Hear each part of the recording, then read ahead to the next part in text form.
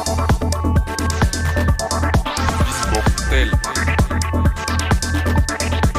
Mortel.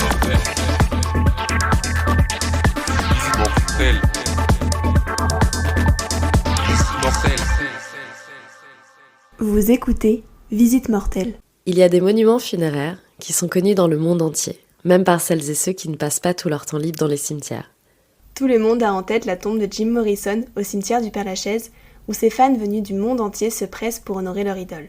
La sculpture grandeur nature de Dalida au cimetière de Montmartre, ou encore celle de Claude François à Danois.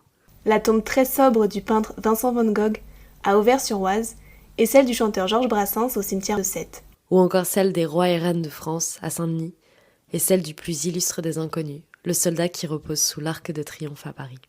Mais si vous souhaitez élargir vos horizons et avoir une idée des œuvres que l'on peut admirer dans les cimetières, on vous propose de découvrir les tombes préférées des différents invités de ce podcast. Peut-être que l'une de ces tombes attisera votre curiosité et vous donnera envie de partir à la découverte des cimetières.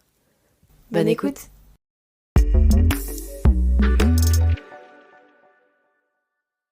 Ce qui m'a le plus touché quand même, c'est le cimetière de sable.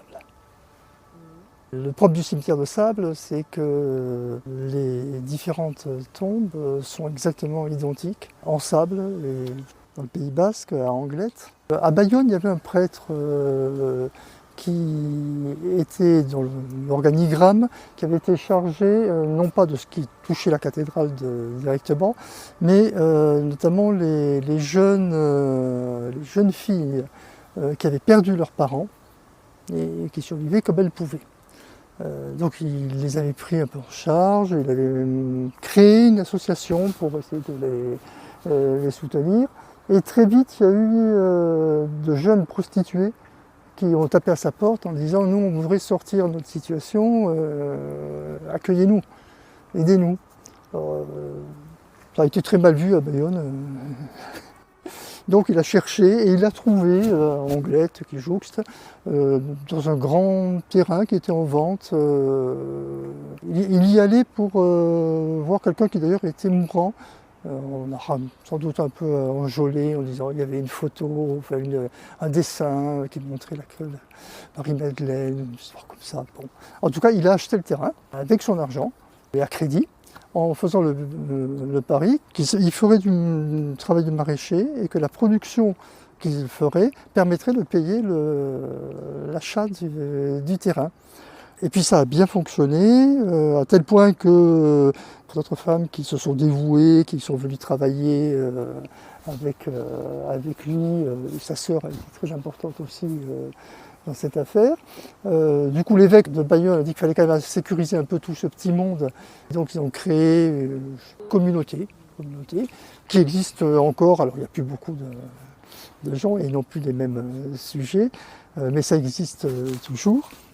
Et quand cette communauté a été créée en droit, ils se sont adressés donc à la mairie d'Anglette en disant on voudrait pouvoir inhumer sur notre terrain, avoir un cimetière et inhumer sur notre terrain. La municipalité a été très contente parce qu'ils n'arrivaient plus à fournir, si je puis dire, parce qu'il y a déjà tous les habitants de la ville. Et donc il y a ce terrain où sont inhumées ces personnes. Aujourd'hui, je pense qu'il n'y a plus de gens pris en charge, encore que.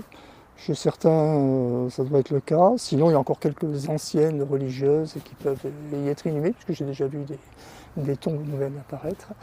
Et alors, la particularité, c'est que c'est un grand terrain de sable, mais à côté de l'Atlantique, c'est un grand terrain de sable, fermé par des arbres, traditionnellement la croix avec les arbres, et la tombe creusée. Et puis, ils ont un outil en bois, qui est comme on fait avec les gamins, on met le sable dans le seau, on met un peu d'eau et hop, c'est ferme. Ils font exactement ça avec ce moule. Et donc ce moule est renversé, le sable mouillé à la bonne, au bon moment, etc. On retire et on a donc la sépulture qui est là, et sur la sépulture sont posées des coquilles Saint-Jacques. Donc il y a 5 coquilles Saint-Jacques dessus, Le dessus est large, c'est large comme ça à peu près, quoi, la taille d'une coquille Saint-Jacques, et 2 sur les côtés. Et bien évidemment, comme on est Pays Basque où il ne pleut jamais, comme on le sait, il fait toujours une température constante et pas de vent, ça se défait. Et donc on voit toute l'année, c'est rigolo d'ailleurs, parce que sous la coquille Saint-Jacques, le sable résiste, mais à côté de la coquille Saint-Jacques, il s'effondre petit à petit.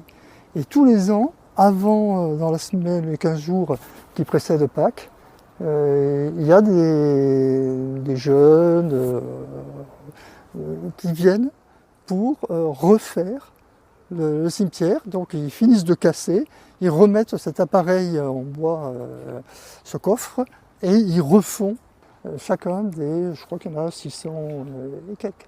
Et il n'y a pas de nom. Alors il y a une zone où ils ont mis quelques personnes, ont mis les noms, mais bon, cette partie-là, c'est le cimetière, depuis donc 1880, je ne sais plus combien, mais ça se situe dans une grande propriété qui est toujours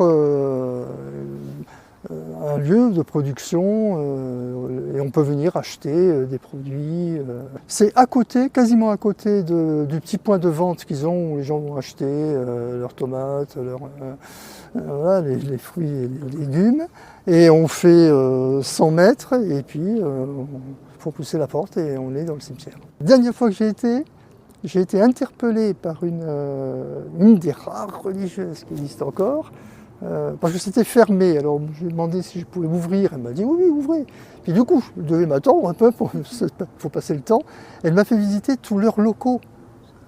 Et avec ces trucs assez extraordinaires où il y a les premières, là où était la sœur par exemple, les premiers petits édifices dans lesquels elle vivait, enfin, un dénuement total, impressionnant.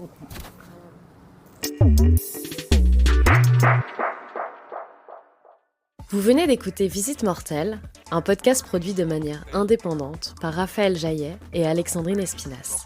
Si cet épisode vous a plu, n'hésitez pas à nous laisser 5 étoiles et à vous abonner. Retrouvez-nous sur les réseaux sociaux, @Visite Mortelle au féminin pluriel. À bientôt pour un prochain épisode. Mortel, mortel,